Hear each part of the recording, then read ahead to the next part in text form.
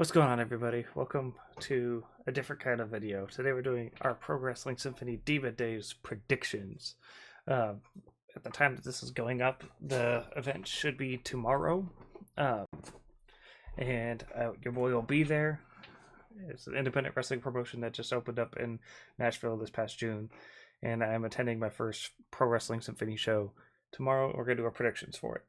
At this show, they're kicking off the tournament to crown their first men's and women's champions, as well as a bunch of other matches, including this one, a tag team match between the Stu Crew and Jake Painter and Javen Mira. Excuse me. Jake Painter shocked the world and Alejandro at Heroes and Villains when he debuted his new muscle, Javen Mira. The two now have their sights set on becoming the first Symphony Tag Team Champions, but they will first have to go through the Stu Crew, who have been delighting audiences in East Tennessee.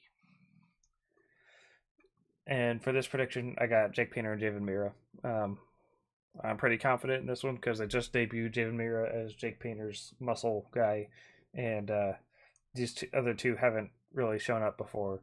I think they're going to try to put over the new group in Jake Painter and Javen Mira. So I think that's the plan there. Next up, we have the first match in the men's championship tournament. Jade Newman versus Alejandro. Jade Newman avenged his only Symphony loss when he pinned Colby Carter at Heroes and Villains in a tag team match. Afterwards, he declared himself the number one seed in the championship tournament. It's unclear how the bracket was seeded, but he will be facing off against Alejandro, who is still in search of his first Symphony victory. His match with Jake Painter at Heroes and Villains looked to be a de facto play-in, but now that Painter's occupied in the tag division, Alejandro was added to the tournament due to his overwhelming popularity with the fans. Will his first win on the Symphony stage be the biggest upset in company history?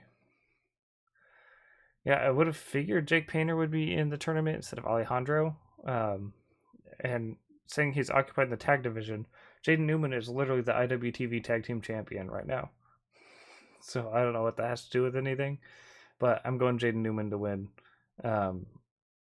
Because literally Alejandro has not won a match, and Jaden Newman is clearly somebody they're going to try to push some at least. So I'm going with him. Next up, we have an opening round match in the Women's Championship Tournament. Jazzy Yang versus Sigrid. The only blemish on Jazzy Yang's Pro Wrestling Symphony record came at Toxicity when she and Brittany Brooks lost a tag team match to Freya the Slaya and Sigrid. Sigrid will be making her singles debut, and one has to wonder what would happen if both she and Freya were to win at Demon Days. What happens to the Mistresses of Mayhem if they face off in the finals? It won't happen if Jazzy has anything to say about it, but knowing Sigrid, she may not. Also, Sigrid recently burned Jazzy's Labubu. So that's something. I'm going with Jazzy to win simply because Freya and Sigrid are on the same side of the bracket, and I doubt they'll be facing each other going forward. So I'm going with Jazzy Yang to win there. Next up, we have a standard singles match between Donovan Dijak and Teriyaki. Teriyaki came up short in his Symphony debut against Richard Halliday at Heroes and Villains, but he faces another uphill battle as he faces the man who main evented the first ever Symphony performance back in June, Donovan Dijak. Dijak has been itching to feast his eyes on a Music City victory since that loss to Colby Carter, but will that anger be enough to repel the challenge of the real deal? I'm going with Donovan Dijak to win, just because I if he's like the big main eventer, right? I don't think they're gonna have him lose to somebody who hasn't won yet or can't even win against a mid Carter yet. They have to build up Teriyaki still. I think Donovan Dijak's taking the W. Next up, another Women's Championship opening round tournament match. Freya the Slaya versus Brittany Brooks. Freya the Slaya's dominance of the women's division hit a speed bump at Heroes and Villains when she was pinned by longtime rival Big Booty Judy in the tag team division.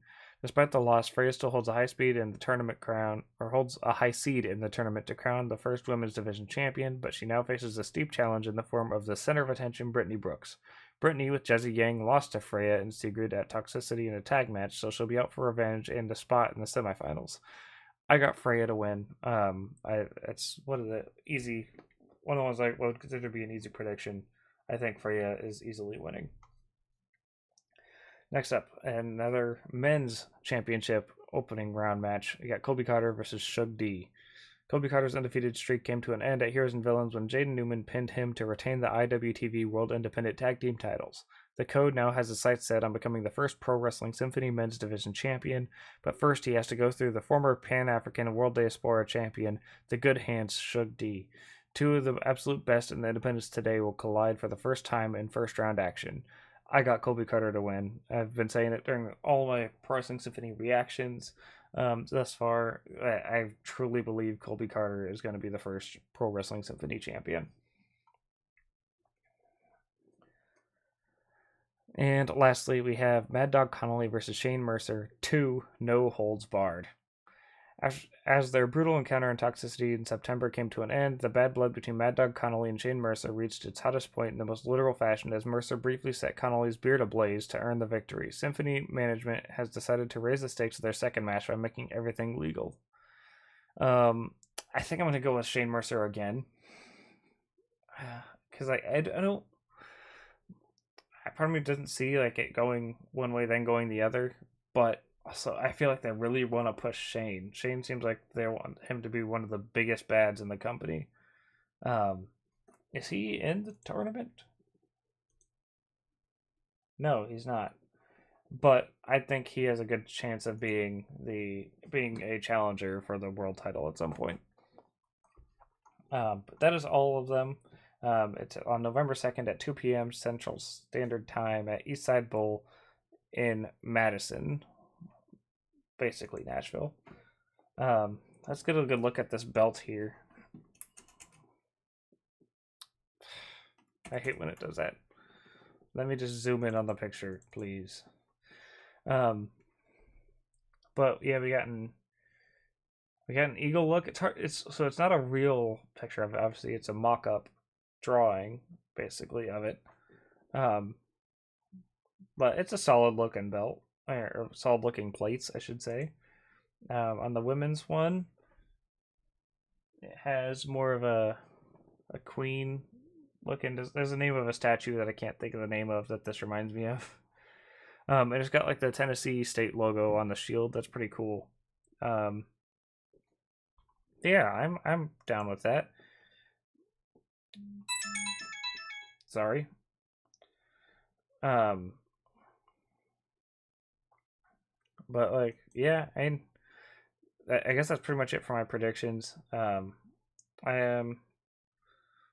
excited for this. Obviously the tournament will take a while to complete. It won't be until February that the men's is complete, and March that the women's is. But